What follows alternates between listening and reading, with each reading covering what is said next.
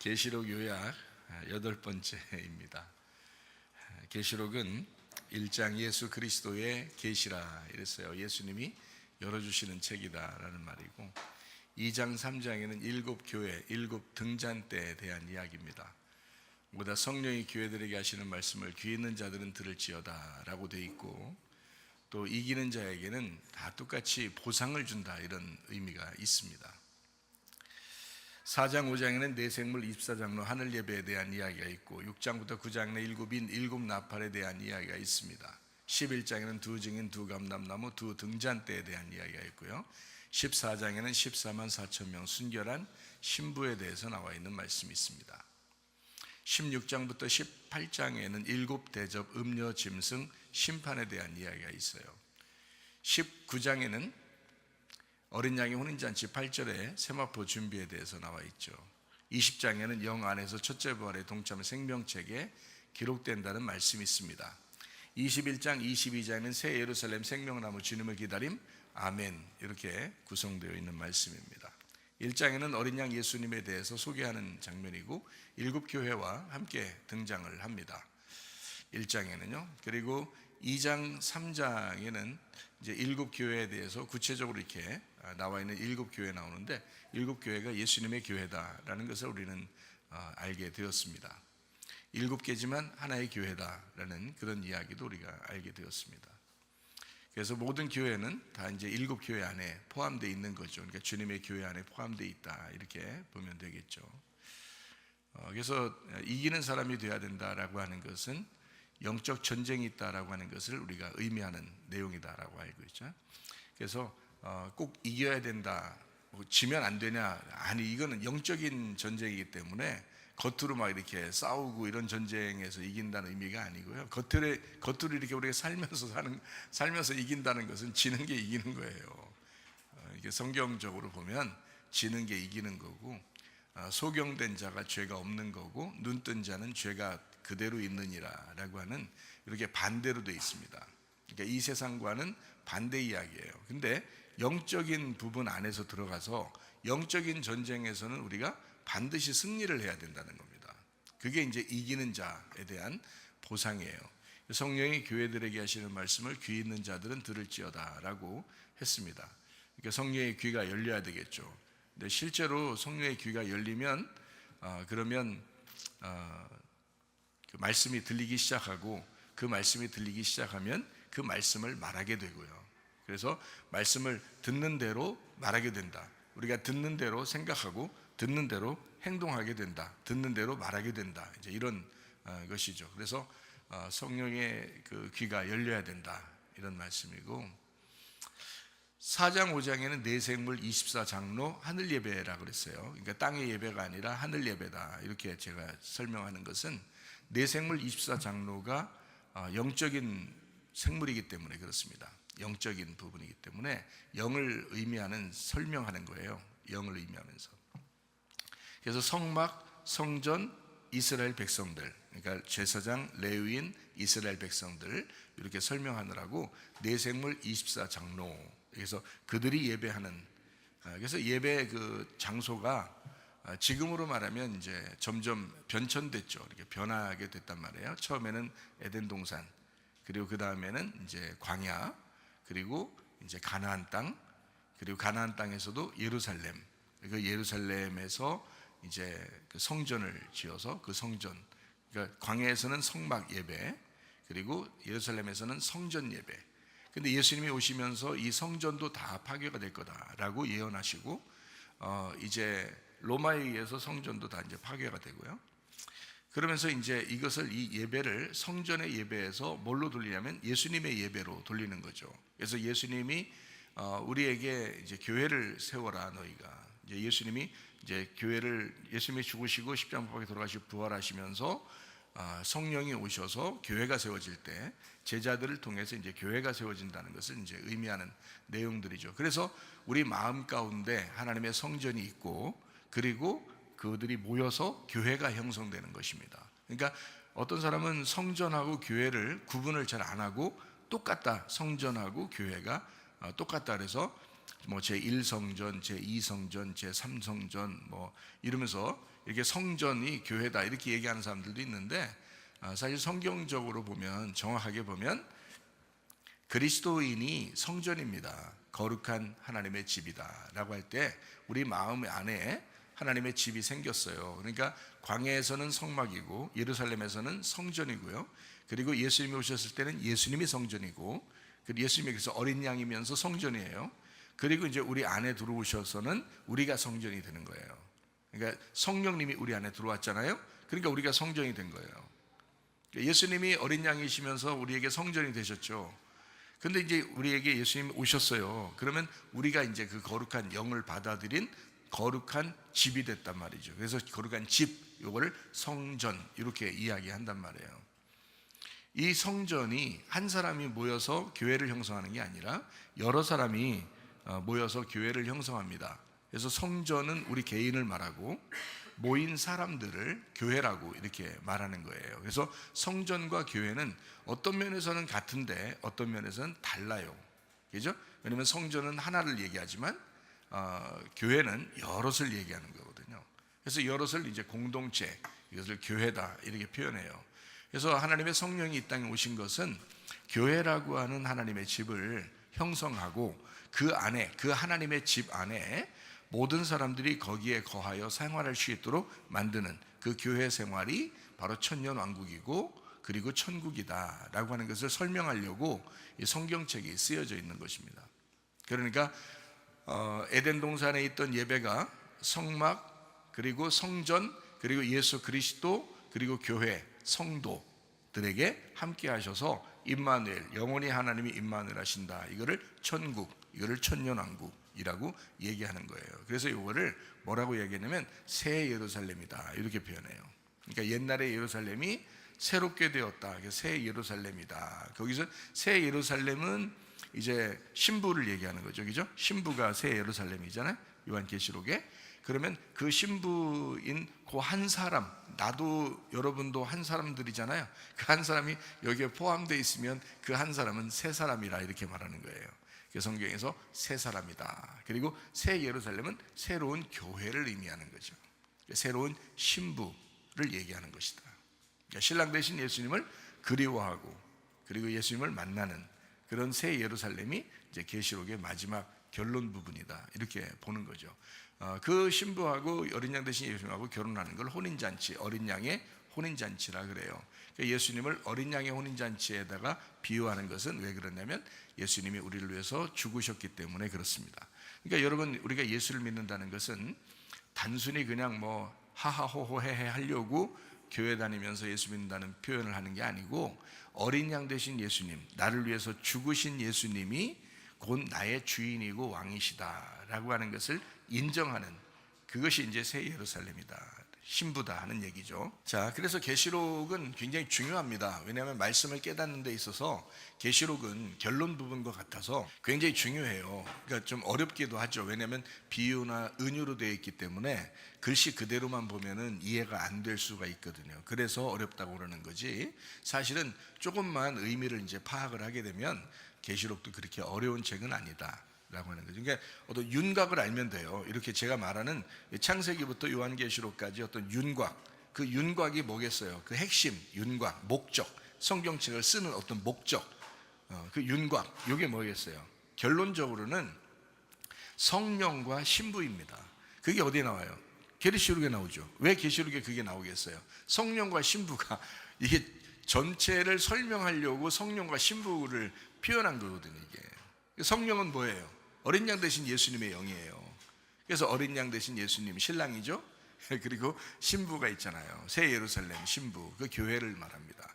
그러니까 교회를 우리가 이해하지 않으려고 하고, 그리고서 우리는 예수님만 믿는다 그러면서 성경을 이해하려고 한다는 건 말짱꽝입니다. 그건 이해할 수가 없어요. 그건 이해했다고 말할 수가 없어요. 그 사람은 절대 모르는 거예요. 그러니까 교회라고 하는 새 예루살렘, 그리고 신랑이라는 어린 양, 그분이 성령, 그리고 신부, 우리 교회가 신부. 그래서 성령과 신부가 같이 말하기를 이렇게 말하죠. 성령과 신부, 이게 핵심이에요. 그러니까 창세기부터 계시록까지 하나님이 말하고 싶어 했던 게 뭐냐?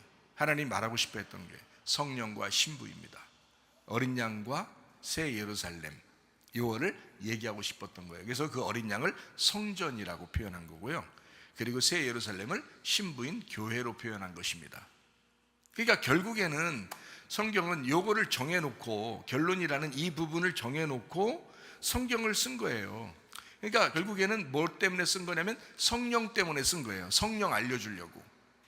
이해가 되겠어요? 성령님을 알려주려고 써야 되는데 그냥 뜬금없이 아무 내용 없이, 아무 그 역사적인 내용도 하나도 없이 그냥 무조건 성령 이렇게 얘기하면 이해를 못하죠. 그러니까 창세기부터 요한계시록에 쭉 설명해 나가는 겁니다. 누굴 설명하려고? 성령님을 설명하려고. 성령이신 그분이 하나님인데 이 땅에 영이, 그 성령이 아들을 잉태하게 해서 그 아들 안에 하나님의 영이 있어요. 그리고 우리에게 그 아들의 영을, 우리에게 하나님의 영을 아들을 통해서 우리에게 전달했단 말이에요. 그거를 성령이라. 그러니까 결국 성령에 대한 이야기잖아요. 그분이 신랑이라고요. 그러니까 성령을 우리에게 알려주려고 했던 거고, 그 성령이 우리 안에 들어왔어. 그리고 우리가 교회가 되었어요. 그러면 뭐예요? 신부 안에 들어온 성령, 신랑이라는 거죠. 그러니까 성령과 신부가, 성령과 교회가, 성령과 새 예루살렘이 같이 있는 거잖아요. 그러니까 그러면 뭘 또 설명해야 돼요? 성령을 설명하려면 새 예루살렘을 설명해야 되는 거예요. 교회를 설명해 줘야 되는 거예요. 신부를 설명해 줘야 된다고. 그래서 창세기부터 요한계시록까지 교회를 설명하려고, 신부를 설명하려고 계속 애쓴 거예요. 그 역사적으로 쭉 하나님이 설명을 하신 거란 말이죠. 창세기에 보면 아담과 하와를 만듭니다. 하와는 어디서 나왔죠? 아담 속에서 나왔어요. 그럼 하와는 다른 사람이에요? 아담이에요? 아담이에요. 우리가 교회가 어디서 나온 거죠? 예수 그리스도의 피로 나온 거란 말이에요. 예수 그리스도 안에서 출산됐다고. 그게 교회란 말이에요. 그런데 그 교회 안에 예수님이 같이 있겠다는 거예요. 그러니까 아담에게서 하와가 나오고 하와 안에 아담이 있는 거예요. 이렇게. 그러니까 아담과 하와는 같은 거였죠. 그러니까 하와가 선악과를 먹으면 아담이 같이 먹은 거야. 그래서 아담이 아무 말도 안 하고 먹은 거예요. 하와가 먹었는데, 하와가 주니까 그냥 뭐 싸우지도 않고 뭐 얘기해보지도 않고 물어보지도 않고 무조건 먹는 거예요. 왜? 하와가 먹었으니까. 하와가 아담이었으니까. 그래서 같이 먹는 거란 말이에요. 이건 둘이 하나라는 거죠. 그러니까 신랑에게서 신부가 나오는 거고, 신부 안에 신랑이 들어가는 거예요. 이게 이제 성경인데, 예수님에게서 우리가, 그 안에 있던 우리가 나온 거예요. 교회가 생겨났단 말이에요. 예수님을 통해서 우리가 교회가 생겨났잖아요. 그랬더니 교회 안에 예수님이 계시단 말이에요. 그런데 교회를 사랑하지 않는다고요? 말도 안 되는 소리죠. 그거는 성경을 전혀 100% 모르는 겁니다. 그 사람은. 그러니까 성경을 안다, 조금이라도 성경을 좀 깨달았다라고 하는 것은 무조건 교회 사랑입니다. 교회 사랑하는 것이 주님을 사랑하는 거예요. 그게 말씀을 사랑하는 거예요. 말씀은 절대 교회를 벗어놓고 설명을 하지 않습니다. 요거 설명하려고, 교회 설명하려고 성경책을 썼는데 생각을 해보세요. 그 교회가 예수님을 완성시키는 거거든요. 그러니까 교회를 위하여 성경책을 썼는데 교회 설명을 안 했다? 또 교회 사랑하지도 않는데 천국에 데려간다?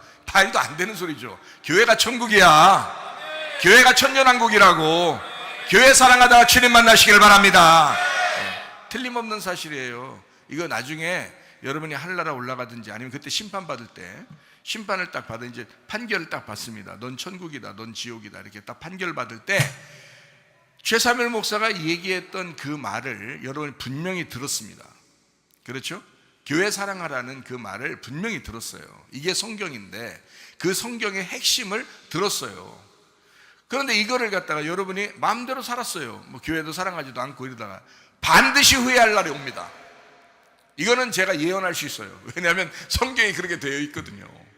그러니까 말씀대로 심판할 거란 말이에요. 하나님은 말씀대로 심판할 거라. 그러니까 여러분 틀림없이 교회 사랑하시기를 바랍니다. 그것이 여러분 살 길이에요. 그래서 그러는 거예요. 제가 뭐 교회 사랑하면 여러분이 뭐 제가 교회 사랑하세요 그런다고 더 사랑하고 뭐 교회 사랑하지 마세요 한다고 안 사랑하고 그런 게 아니거든. 자기가 스스로 교회 사랑하는 거거든요. 주님을 사랑하면 교회를 사랑하게 돼 있는 건데요. 제가 말한다고 그러겠어요? 뭐 강조하지 않아도 할 사람은 하고 안 할 사람은 안 해요. 근데 뭐하러 제가 일부러 뭐 강조하고 그러겠어요? 그게 성경이기 때문에 얘기한 거지. 이게 성경이니까 얘기한 거죠. 그래서 성경에서는 계시록에 뭐라고 그러냐면요, 너희들 파괴가 돼야 돼, 너희들 멸망당해야 돼, 너희들 죽어야 돼. 바울이 예수님 만나고 난 다음에 자기는 날마다 죽는다. 왜 그렇게 해요? 예수님이 자기 따라오려면 너희가 너를 부인하고 십자가를 져야 된다, 그리고 날 따라와야 된다 라고 예수님이 왜 그렇게 얘기해요? 네가 죽어야 교회가 되니까 그런 거예요. 네가 안 죽으니까 너는 너고 교회는 교회지. 아유 참, 이게 핵심이라고요. 네가 안 죽으면 안 죽을수록 교회하고 너하고 따로 놀아. 그러니까 너는 지옥, 교회는 천국이란 말이에요. 제가 여러분에게 이렇게 강조해서 얘기하는 것은 모두 다 같이 천국 가져가는 얘기야. 그러니까 교회가 천국이니까 여러분이 틀림없이 이 사실을 알아라. 이 말씀은 여러분에게 전달해 줘야 하는 거니까, 어차피 전달해 줘야 되니까 여러분이 듣고 알아라, 그거예요. 천국 가고 싶잖아요, 여러분. 그러면 교회와 하나 돼야 됩니다. 교회가 돼야 됩니다. 그러려니까 네가 죽어야 되는 거야. 그러니까 성경에서는 너를 죽이려고 성경책을 쓴 거예요. 너를 죽이려고. 그래야 교회가 나오니까. 네가 죽지 않으면 교회가 안 나와요, 여러분. 아담이 있어요. 아담이 팔팔하게 막 100m 달리기 할 때 하와가 툭 튀어나왔어요. 아담이 막 혼자 그냥 막 동물들하고 축구하고 이러는데 갑자기 하와가 갑자기 배에서 툭 튀어나왔다 이래요? 아니에요. 아담이 잠들었을 때 하나님이 아담을 잠들게 하고, 그 잠드는 거 어떻게 잠들어요? 서서 자요? 옛날부터 지금까지 인간은 서서 자나요? 이렇게 직립보행이니까 서서 잡니까? 아니죠. 누워 있습니다. 죽음을 얘기하는 거예요. 아담이 죽었을 때 아담을 죽이고 그 안에서 하와를 뽑아내는 거예요. 아담이 죽지 않으면 하와가 나오지 못하는 거예요, 여러분. 그 하와가 교회야, 신부야. 그러면 내가 죽지 않는데 내 속에 그리스도가 어떻게 나와요? 생각해봐요. 내가 죽지 않으면 그리스도가 내 속에서 어떻게 살아가냐고 생각해봐요. 아담이 죽을 때 하와가 나오는 거라고요. 내가 죽는 것은 교회를 살리기 위해서입니다. 이해가 돼요?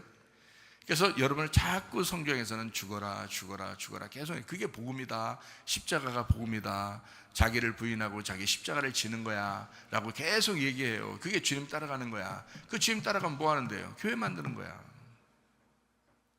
그래서 우리를 죽여라, 그리고 교회가 형성되거라. 교회 건축을 위해서 너는 죽어야 되느니라, 이 말이거든요. 참 이런 말씀만 계속 우리가 듣고 산다면요, 아마 성질 한번 안 낼 거예요. 시험 한 명도 안 들을 거예요. 그렇죠? 자기가 막 원망하고 불평하고 짜증내고 이런 사람 한 명도 없을 거예요. 왜? 이런 말씀만 계속 들으면 그렇잖아요. 그죠? 이게 복음인데 이 말씀만 계속 들으면 아마 교회 생활 잘할 수 있을 거예요. 그렇잖아요? 근데 그렇지 않은 사람들도 여러분 꽤 많이 보죠. 왜 그럴까요? 안 죽으니까 그렇지 뭘. 간단한 얘기지. 안 죽었으니까 그렇지. 안 죽었으니까 시험 들었다 그러고, 안 죽었으니까 삐졌다 그러고, 안 죽었으니까 안 죽었으니까 화난다 그러고, 안 죽었으니까 불평 불만 짜증 원망 그런 게 있는 거죠. 안 죽었으니까. 죽기만 해보세요. 그런 게 하나도 있나? 그래서 예수를 진짜 만나면 죽는 거예요. 예수를 진짜 만나면 죽는 거고, 그 사람이 교회가 되는 것입니다. 예. 그러니까 나 혼자는 성령이 들어와서 성전인데 이게 교회가 돼야죠. 교회가 되려니까 나를 성령이 오셔서 어떻게 해요? 나를 부추겨 세워줘요? 죽여요. 나를, 내 육신을 죽인다고요. 나의 혼을 자꾸 정화시킨다고요. 그래서 영을 따라가게 만들어요. 내 영이 있죠? 내 영이 있는데 하나님의 영을 성령이라 그래요. 내 영은 나의 영이라 그러고, 그러면 성령을, 우리 영이 누굴 따라가야 돼? 성령을 따라가야 되죠. 하나님의 영이니까, 하나님이니까. 자, 우리 영이 하나님을 따라가요. 그러면 내 혼은, 내 몸과 내 혼은 뭐예요? 내 영을 따라가야지. 육체를 따라가면 안 되죠. 그래서 성경에서는 육체 따라가면 죽는다. 너 자꾸 육체대로 살지 마라. 육체의 열매는 현저하니 육체의 열매는 이런 것이니 음란과 거짓말과 교만과 승질내는 것과 이런 것들이다 라고 나와 있잖아요.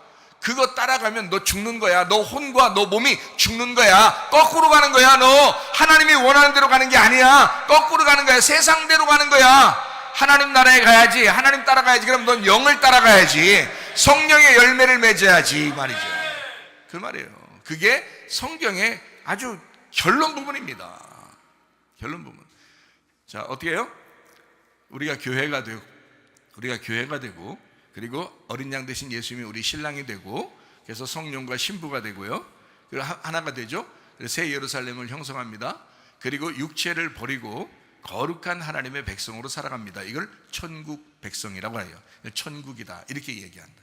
그래서 이 땅에서도 천국, 하늘나라에 가서도 천국 이렇게 살아야 된다. 그거를 천년 왕국이다, 완전한 하나님의 나라다 이렇게 이야기하는 걸 천년 왕국이다 이렇게 얘기하는 거예요. 하루 이틀 3일 뭐 달력 하나씩 체크하면서 하루 지났다 이틀 지났다 이게 아니고요. 천년 왕국이란 말이에요. 완전한 하나님의 나라, 이거를 천년 왕국이라 이렇게 얘기해요. 그 나라에 우리가 사는 거야. 그러니까 교회 생활이 그런 생활이 돼야지. 내가 죽으면 그 생활이 가능합니다. 그러나 내가 살아있으면 예수님이 나도 왕이고 예수님도 왕이고, 그러니까 왕과 왕끼리 서로 싸우는 거죠. 부딪히는 거죠. 이거를 영적 전쟁이라 그래요. 그래서 나를 죽이는, 그러니까 예수님은 계속 싸워요. 그래서 계속 이기려고 그래요. 그래서 나와 싸워서 나를 이기려고 그러죠. 그래서 내가 패배하면 패배할수록 내가 어떻게 되는 거예요? 내가 지면 질수록 어떻게 돼요? 이기는 것이. 내가 지면 질수록 이기는 거란 말이에요. 그래서 이기는 자. 그러니까 겉으로 볼 때는 참 이렇게 온유해지고 겸손해지고 아주 그냥 조용해지고 사람이 이렇게 참 못쓰게 생겼다. 겉으로 볼 때는 못쓰게 생겼다. 근데 하나님이 보실 때는 참 너 대단하다. 너 이겼다. 네가 이겼다. 이러는 거죠. 야곱과 하나님이 싸울 때 야곱의 한도뼈가 어떻게 됐어요? 부러졌죠. 한도뼈가 부러집니다. 야곱의 한도뼈 부러지면은 야곱이 제대로 걸을 수 있겠어요? 아니면은 휘청휘청하겠어요? 휘청휘청해요. 그래서 지팡이 짚고 다니는 거예요. 이게 휘청휘청하니까 잘 못 걷겠으니까.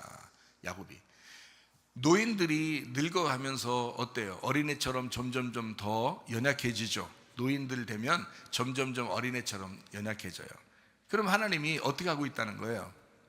여러분 힘을 다 빼고 있다는 거예요. 그죠? 여러분 힘을 빼면 뺄수록 어떤 사람이 되는 거예요? 영적으로 새로워지는 거예요. 영적으로 새로워진다. 왜? 내가 힘이 약하고 내가 할 수 없고 내가 부족하고 내가 어렵구나 라고 하는 것을 스스로 인정하게 되잖아요. 가만히 있어도 인정이 된단 말이에요. 그러니까 인정이 되면서 어떤 마음이 드냐면 오직 주님만이 나의 힘이시고 주님만이 나의 왕이시고 주님만이 나의 주인이십니다 라는 것을 인정하게 되죠. 야곱이 환도뼈가 부러져가지고 휘청휘청하면서 지팡이 하나 의지하면서 걸을 정도로 힘들었지만 그때 뭐가 되는 거예요? 이스라엘이 되는 거예요. 그때 하나님의 왕자가 되는 거라고. 이스라엘, 하나님의 왕자. 하나님 안에서 네가 다스리게 될 것이다 라는 이스라엘이 된다고요. 다리는 뭐 한도뼈 부러져 휘청휘청 하는데 몸은 못 쓰게 됐는데, 근데 하나님은 그 사람을 이스라엘이라고 이렇게 표현한다. 그러니까 내가 연약해질수록, 내가 질수록, 하나님에게 내가 질수록 나는 승리자가 된다. 그게 이기는 자가 된다. 근데요, 사람들이 바득바득 자기가 이기려고 그러고 자기가 성공하려고 그러고 하나님을 대하여 자기가 이기려고 하는 사람들이 꽤 있다고요. 자기 생각대로, 자기 뜻대로 막 살아가려는 사람들이 있다고요. 그러면 그 사람은 이긴 게 아니라 영적으로 보면 진 사람이다. 영적으로 보면 진 사람이다. 자, 영적으로 승리해야 되겠죠? 영적으로 이긴 사람이 다 되시기를 바랍니다. 그러면 하나님께서 여러분에게 보상을 내려주셔요. 이긴 자를 보상해 주신다 그러잖아요. 계시록의 2장과 3장의 7교회에 이긴 자를 보상해 주신다. 그러면 우리가 야 우리는 막 이겼다 이겼다 이렇게 하는, 그게 이기는 게 아니라니까요. 나의 연약함을 인정하는 거예요. 내가 패배한 것을 인정하는 거예요. 예수 그리스도만이 나의 왕이 되시고 예수 그리스도의 생각대로 예수의 뜻대로 내가 살아야지 하는 그 마음, 그것이 심령이 가난한 거고요, 겸손한 거고, 그게 거지라고 그러는 거예요. 거지 나사로처럼 그런 사람이 천국에서 이긴 자가 됩니다. 영적 승리자다라고 이야기하는 것입니다. 자, 계시록에 이제 4장 5장에는 내생물 24장로 하늘 예배라고 그랬죠. 그리고 6장부터 9장에는 일곱 나팔에 대한 이야기가 있습니다. 특별히 6장에는 어떤 그 비슷한 성경들이 있냐면 사도행전 2장에 나와 있는 말하고, 계시록 6장에 있는 말하고, 스가랴 6장에 있는 말하고, 요엘서 2장에 있는 말하고, 베드로후서 3장에 있는 말하고 같은 내용이다. 이것을 이제 표현했다. 그래서 여러분에게 설명을 해드렸죠. 그래서 오순절 성령 충만이 임하는 것이 바로 나의 파멸, 나의 죽음을 가져오는 날이었다라는 겁니다. 그러니까 하나님의 성령이 여러분 속에 밀고 들어오면, 그러면 여러분은 반드시 죽은 자가 되는 거고, 그 죽은 자를 하나님은 이겼다라고 이야기하는 거죠. 이해가 되시겠죠? 그것이 계시록 6장, 스가랴 6장, 사도행전 2장, 요엘서 2장, 베드로후서 3장에 설명해 놓고 있는 내용들입니다. 나의 파괴됨, 내가 파괴되는 것이 복음이고, 그게 천국이고 예수님이다. 그것이 기쁨이요 즐거움이다. 그것이 나의 파괴됨에서 나오는 것이다 라고 하는 것을 성경에서 이제 설명하려고 하는 거예요. 그러니까 계시록을 듣는 여러분이요, 참 놀랍죠. 하나님의 말씀이 우리의 생각하고 완전히 반대로 흘러가고 있기 때문에 그렇습니다. 어떤 면에서는 우리가 생각하는 대로 그대로 간다면 이것은 선악과에 불과해요. 그러나 내 선악과의 말씀이 바뀌면, 거꾸로 되면 생명나무 열매, 그 말씀이 되거든요. 그래서 하나님의 말씀은 어떤 면에서는 거꾸로 돼 있어요. 우리의 생각과 완전히 거꾸로 돼 있다, 이렇게 보는 것입니다. 계시록 7장 4절 말씀입니다. 거기에 인침받은 자의 수가 이스라엘 자손의 각 지파 중에서 인침받은 자들이 14만 4천 명이다 라고 되어 있습니다. 그리고 계시록 7장 9절 말씀이에요. 이 일 후에 내가 보니 각 나라와 족속과 백성과 방언에서 아무도 능히 셀 수 없는 큰 무리가 나와 흰옷을 입고 손에 종려가지를 들고 보좌 앞과 어린 양 앞에 섰다라고 이야기했습니다. 아무도 셀 수 없는 큰 무리가 흰옷을 입고 나왔다라고 이야기합니다. 이것이 어디에 나오는 거냐면 계시록 7장 14절 말씀입니다. 내가 말하기를 내 주여 당신이 아시나이다 하니 그가 나에게 이르되 이는 큰 환난에서 나오는 자들인데 어린 양의 피에 그 옷을 씻어 희게 하였느니라. 자, 어때요? 자, 어린 양의 피에 옷을 씻어 희게 한 자들, 큰 환난 가운데서 나오는 자들이다. 자, 어떤 면에서 어떻게 나오는 말씀이에요? 자, 죽음에서 나오는 자들이다라는 얘기죠. 그죠? 큰 환난 가운데서 나오는, 죽음 가운데서 나오는 자들이다 라는 그런 말씀이거든요. 그러니까 성경은 어떻게 우리에게 표현해 주고 있냐면, 죽는 것이 곧 사는 것이다. 큰 환난 가운데서 나오는 어린 양의 피에 씻음 받은 백성들 14만 4천 명이다. 참 놀라운 이야기죠. 그러니까 이런 말씀들을 여러분 자주 들으셔야 됩니다. 자주 듣는 것이 복입니다. 이런 말씀을 자주 듣지 아니하고 그냥 어쩌다 한 1년에 한 번씩 듣고 이러면 안 돼요. 그러면 그건 복이 아니에요. 이런 말씀들을 자주 들으셔야 복이에요. 이게 복음이거든요. 그러니까 주님께서는 복음을 알아라, 이렇게 복음 안에서 구원받으라 그러는데, 이게 율법이 복음을 모르고 율법을 보면, 성경이라는 걸 복음을 모르고 성경을 보면요, 그건 진짜 헛된 겁니다. 그러니까 이 복음이라는 걸 정확하게 알고 말씀을 봐야 된다. 어린 양의 피에 씻음 받은 자들, 큰 환난 가운데서 나오는 자들 14만 4천 명, 이 사람들이 어떤 사람이냐? 순결한 신부입니다. 계시록 14장에 있는 14만 4천 명 순결한 신부예요. 자, 어떻게 우리를 이제 파괴시키는가 봤더니 이렇게 파괴시킵니다. 8장 12절 말씀입니다.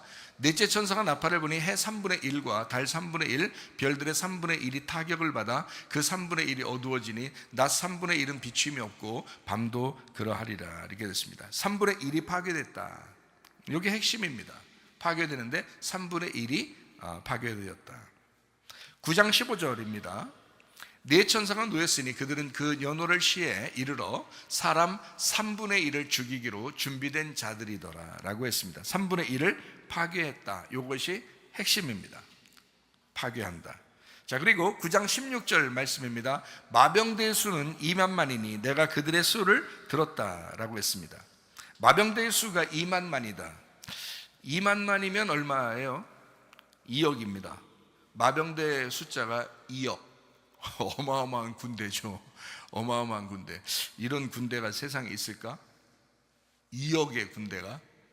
군대들만 2억이야. 또 마병대야. 그것도 그냥 뭐 보병 이런 게 아니에요. 마병대가 지금으로 말하는 탱크 부대가 옛날 말로 탱크 부대가 2억 명이다. 말이 됩니까?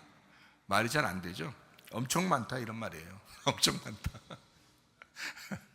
엄청 많은 군대가 있다. 그러면 이렇게 엄청 많은 군대가 지금 시대로 말하면 뭐 인구가 굉장히 많은 인구가 있는 나라가 있죠. 뭐 인도나 중국이나 뭐 이런 나라들이잖아요. 이제 그런 나라들을 생각할 수 있잖아요.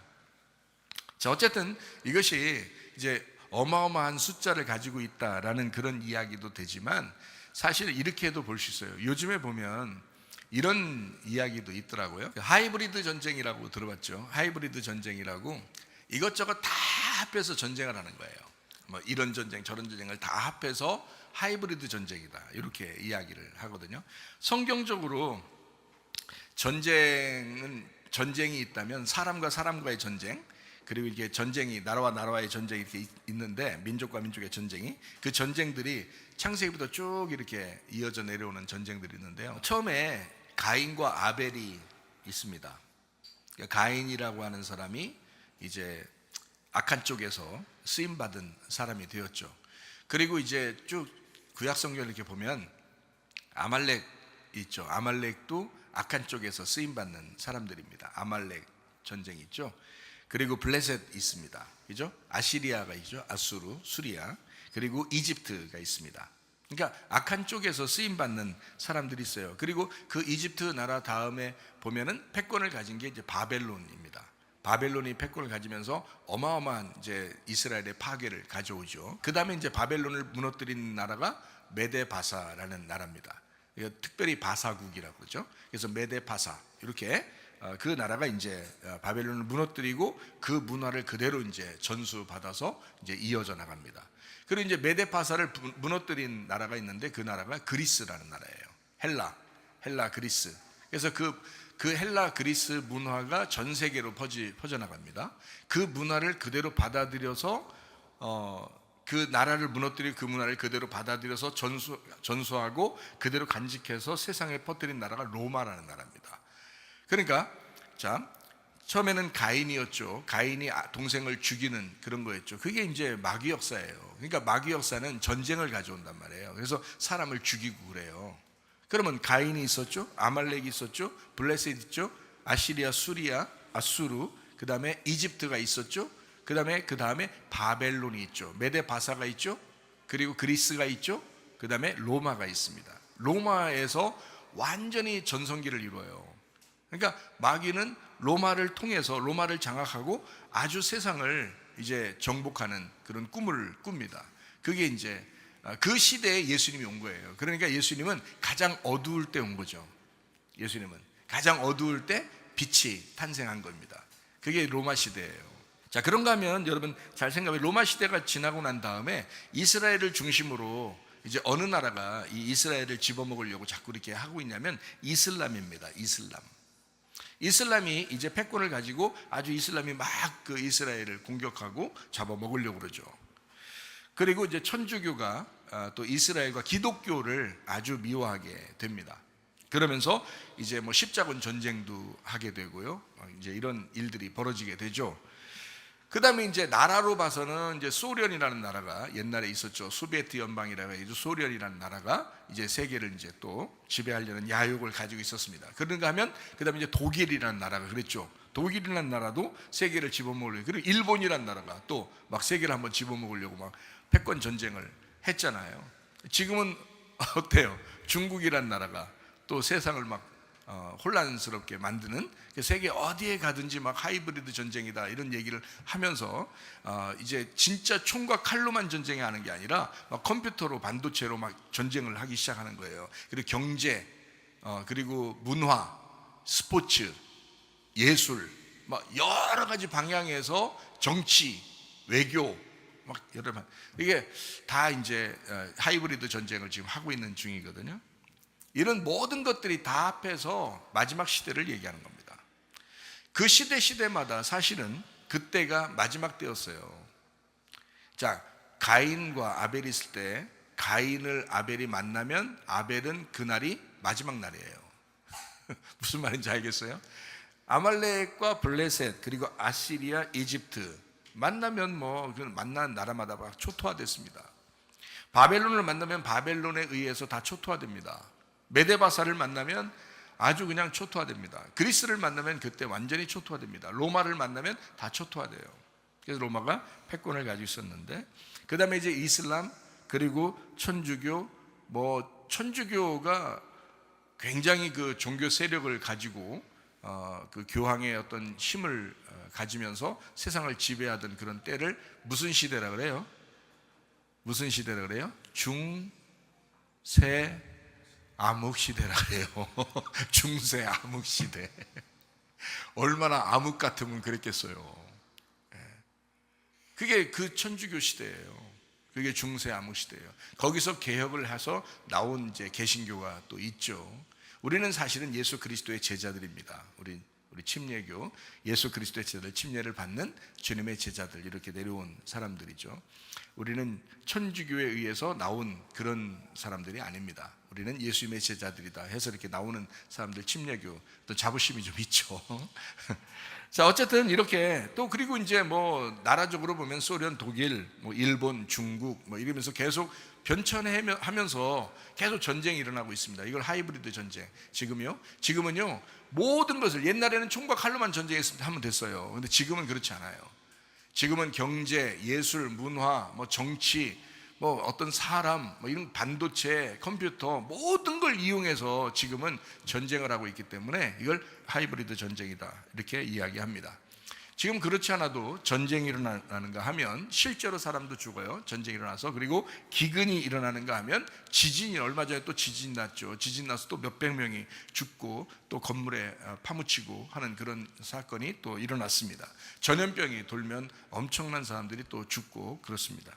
정치, 경제, 언론, 종교 타락, 그리고 음란, 동성애, 마약, 부정선거, 연예계, 이런 모든 것들이요 사실 마지막 시대의 전쟁과 같습니다. 이거를 모두 합해서 하이브리드 전쟁이다. 마치 어떻게 보면 하나님의 영과 이 세상의 영이 서로 결투하는 그런 양상이죠. 우리 안에서도 그런 것이 속에서 계속 전쟁이 일어난단 말이에요. 그러니까 우리는 세상에 속해서 살 것이냐, 우리가 하나님에게 속해서 살 것이냐, 이건 영적 아마겟돈 전쟁이다. 이걸 영적 아마겟돈 전쟁이다. 그리고 곡과 마국의 전쟁이다 라고 이야기하는 것입니다. 그래서 우리가 이럴 때일수록 이런 전쟁에서 우리가 예수 그리스도를 다시 만나 다시 첫째 부활에 동참하는 사람들이 되셔야 합니다. 예수 그리스도가 우리에게 첫째 부활이시니 그 첫째 부활 되신 예수님에게 우리가 동참해야 되겠다라는 그런 말씀입니다. 인나팔 대접을 통해서 우리를 영적으로 파괴시키려고 하시는 우리 주님이시다라고 하는 것을 얘기하는 거지, 실질적으로 이 세상을 다 바라보세요. 완전히 마지막 때예요. 지금 얘기했던 이런 얘기들 있잖아요. 전쟁, 기근, 지진, 전염병, 정치, 경제, 언론, 종교 타락, 음란, 동성애, 마약, 부정선거, 연예계, 모든 예술, 문화, 경제, 정치, 스포츠, 모든 것들을 통해서요 지금 이 세상은 우리를 가만 놔두지 않으려고 합니다. 그럼에도 불구하고 우리가 하나님에게는 우리가 패배하지만 이 세상에서는 승리해야 합니다. 하나님에게 패배하고 오직 예수 그리스도가 나의 왕이 되셔야 되겠다라고는 인정하지만 이 세상으로부터는 너희가 분리해서 성도가 되어야 된다, 거룩한 하나님의 백성들이 되어야 된다라고 하는 것을 성경은 우리에게 가르치고 있습니다. 인나팔 대접의 진노가 있습니다. 특별히 계시록 6장 8절 말씀해 보니까 이렇게 나와 있죠. 내가 보매 청황색 말이 나오는데 그 탄 자의 이름은 사망이니 음부가 그 뒤를 따르더라. 그들이 땅 4분의 1의 권세를 얻어 검과 흉년과 사망과 땅의 짐승들로서 죽이더라 라고 되어 있습니다. 4분의 1의 재앙을 가져온다 라고 이야기합니다. 그 다음에 나팔입니다. 계시록 9장 13절 봅니다. 여섯째 천사가 나팔을 불매 내가 들으니 하나님 앞 금제단 네 뿔에서 한 음성이 나서 14절입니다. 나팔 가진 여섯째 천사에게 말하기를 큰 강 유브라데에 결박한 네 천사를 놓아주라 하매 15절입니다. 네 천사가 놓였으니 그들은 그 연호를 시에 이르러 사람 3분의 1을 죽이기로 준비된 자들이더라 라고 되어 있습니다. 여섯째 천사 나팔을 유브라데 강 결박된 천사를 놓여서 3분의 1을 죽이기로 준비되어 있더라 라고 있습니다. 그 다음에 계시록 16장부터 18장에 있는 내용에는 대접, 진노의 그런 진노의 대접이다 이렇게 얘기하는데요. 우리 전부를 다 파괴시킵니다. 음료를 심판하고요. 그리고 짐승을 잡아놓습니다. 그리고 아마겟돈 전쟁도 일어납니다. 이게 16장부터 18장까지에 일어나는 사건들이에요. 아마겟돈 전쟁이 거기에 나오죠. 그리고 음료가 심판받죠. 그리고 짐승도 잡아놓습니다. 전부를 파괴시키려고 하는 주님의 마음. 20장에는 곡과 마국의 전쟁이 나옵니다. 이때 첫째 부활이 나오고 둘째 사망이 나옵니다. 첫째 부활은 죽은 자가 첫째 부활한다라는 구원받는 것을 설명하는가 하면, 둘째 사망이라는 것은 영원한 사망, 영원한 지옥을 의미하는 것인데, 우리는 첫째 부활에 동참한 사람은 둘째 사망을 맞이하지 않는다라는 얘기고요. 첫째 부활하지 못한 사람은 두 번째 또 죽는다, 이렇게 성경은 가르치고 있습니다. 그러니까 우리는 사실 그리스도인들은 둘째 사망을 우리가 맞이했다라면 끝난 겁니다. 그 사람은 이미 심판이고 지옥이잖아요. 그러나 둘째 사망이 우리에게 없어야 하고 우리는 첫째 부활만 동참해야 합니다. 예수 그리스도가 첫째 부활에 동참하셨으니, 첫째 부활했으니 우리가 그 첫째 부활을 붙들고 살아가야 된다라는 얘기입니다. 그것이 첫째 부활에 동참하는 삶이다 라는 것을 이야기하는 것입니다. 계시록 9장 18절 말씀입니다. 이 세 재앙 곧 자기들의 입에서 나오는 불과 연기와 유황으로 말미암아 사람 3분의 1이 죽임을 당한다라고 되었습니다. 그리고 20절 나옵니다. 20절에 이 재앙에 죽지 않고 남은 사람들이 또 있어요. 손으로 행한 일을 회개하지 아니하고 오히려 여러 귀신과 또는 보거나 듣거나 다니거나 하지 못하는 금, 동과 목석의 우상에게 절했다라고 했습니다. 죽지 않고 남은 자들이 그렇게 했다라고 이야기합니다. 여러분 잘 생각해봐요. 자, 나팔의 재앙이 너무 무섭습니다. 성경 계시록에 보면 너무 무서운 재앙인데, 자, 4분의 1을 죽이고 3분의 1을 죽입니다. 사람이 그렇게 많이 죽는데, 그러면 생각해 보세요. 그러면 우리가 좀 슬퍼할 만도 하고 회개할 만도 하잖아요. 조심할 만도 하잖아요. 그런데 이상하죠? 계시록 9장 20절의 말씀해 보니까 회개를 안 하더라는 거예요. 제가 여기에 좀 이상한 느낌을 가졌었습니다. 옛날에 성경 볼 때도 왜 이렇게 어마어마한 재앙을 받는데도 사람들이 회개를 안 할까, 이런 거예요. 회개를 하지 않더라. 이런 무서운 재앙이 앞에 나오는데 그 앞에 나오는 이 재앙들을 보면 회개를 충분히 했을 만하거든요. 그런데 회개를 안 한단 말이에요.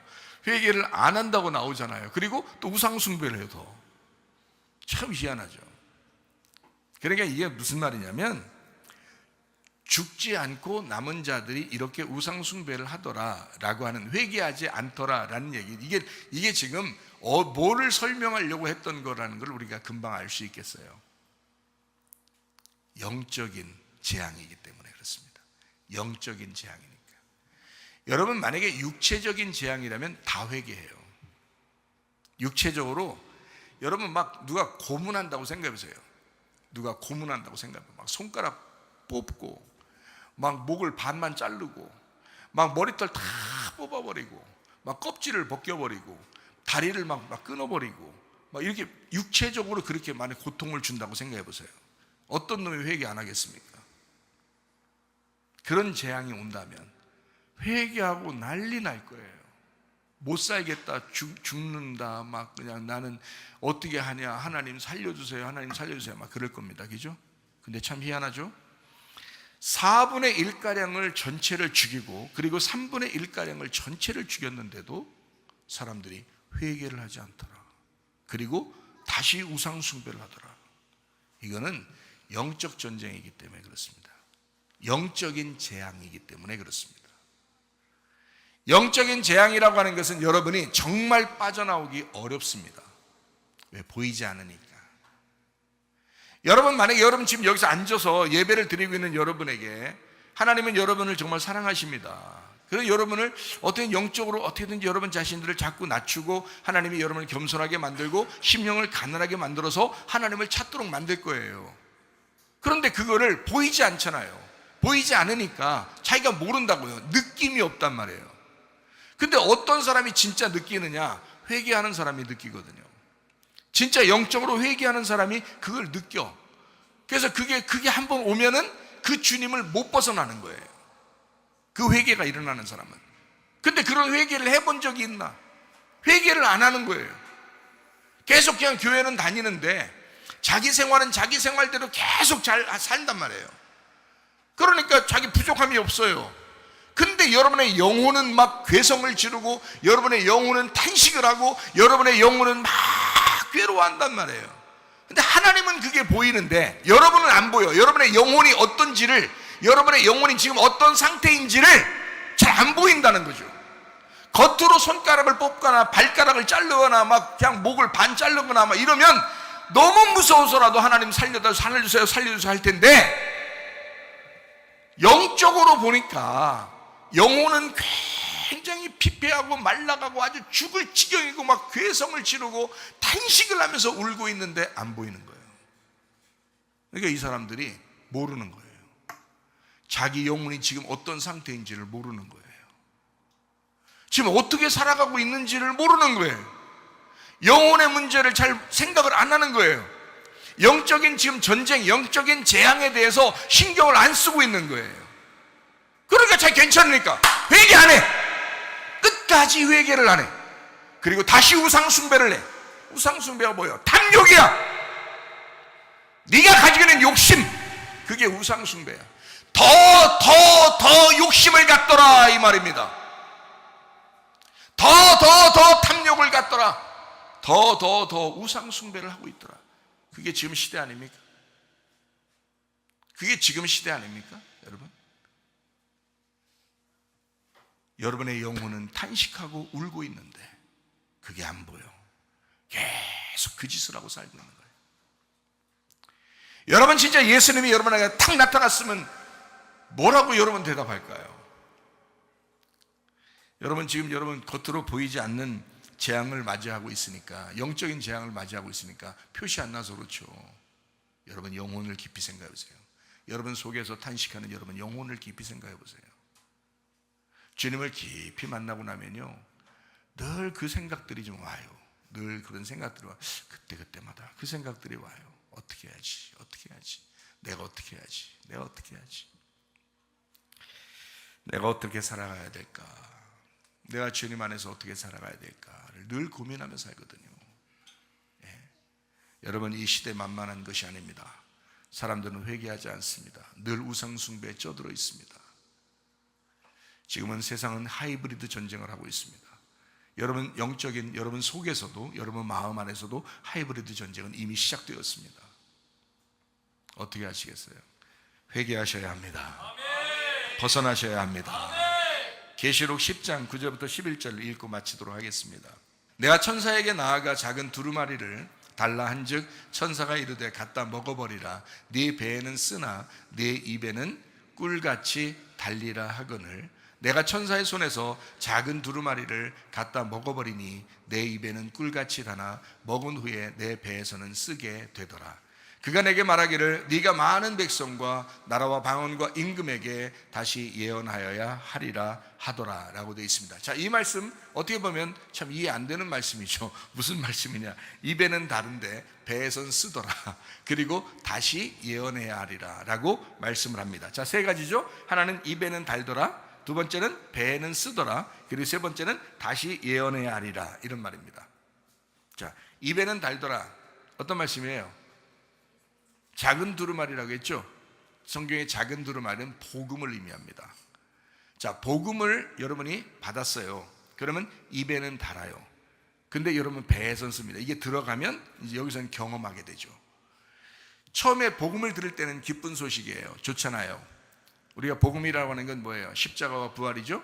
우리를 구원하시는 참 놀라운 이야기죠. 자, 그 이야기를 우리가 들었습니다. 우리가 먹었습니다. 그러면 달콤하죠. 복음이니까 기쁘죠. 즐겁죠. 근데 이것이 배에 들어가잖아요. 이게 써요. 왜? 배에서는 경험하는 거거든요. 체험하는 거거든요. 내가 체험할 때는 배에서는 쓰단 말이에요. 다시 말하면 광야 생활입니다. 고통 가운데 있는 산고를 치르는 거예요. 입에서는 단데 배에 들어가서는 광야 생활이란 말이에요. 산고를 겪는단 말이죠. 여러분, 교회 생활하는 게 처음에 교회 나오면 다 좋은 일만 있을 줄 알았죠? 근데 교회 생활 진짜 하다 보면 어때요? 더 어렵습니다. 세상 그냥 살아가는 사람들보다 훨씬 더 힘듭니다. 어렵습니다. 광야 생활이라고 하는 건 만만치 않습니다. 산고를 겪는 그 고통 가운데 산고를 겪는단 말이죠.